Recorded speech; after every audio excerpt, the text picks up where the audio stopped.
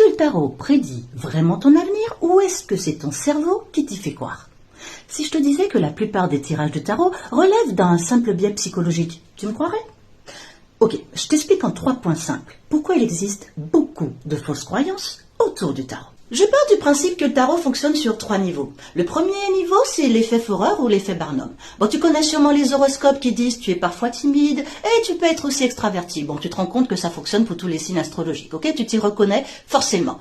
En tarot, beaucoup fonctionnent pareil. Des phrases assez vagues pour que tu t'y reconnaisses. Attends, je te donne un exemple. Tu vas tomber. Statistiquement, il est très fort probable qu'il y en ait réellement qui vont tomber, ok?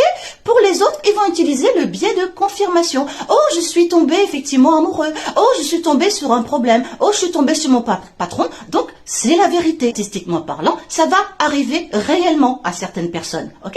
Pour beaucoup d'autres, ils vont se convaincre que oui. Et puis le reste, ils vont ranger ça dans la catégorie mascarade, bullshit, charlatan. Alors bullshit ou pas, tout dépend de ta vision, parce que comme je te l'ai dit, la prédiction qui sera faite va forcément s'avérer réelle pour une infime proportion. Et pour le reste, ce sera le biais de confirmation qui va entrer en jeu, et pour le reste, comme je te l'ai dit, n'y crois pas. Est-ce que ça signifie pour autant que le tarot est un foutage de gueule? Attends, reste là, on va passer au deuxième niveau.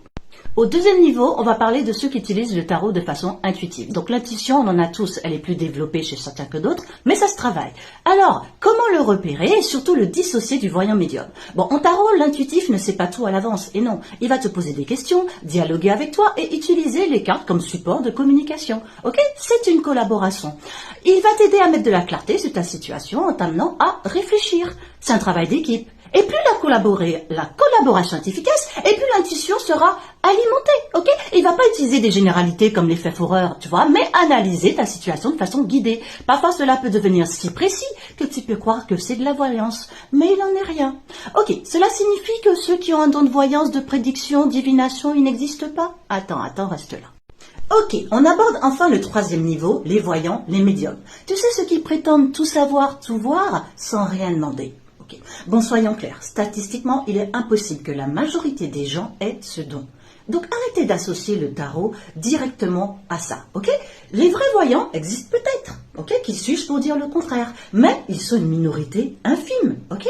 La plupart des pratiques qu'on te vend comme de la voyance ou de la vraie tarologie révèlent en fait des 2 premiers niveaux, l'effet Forer ou ceux qui utilisent l'intuition.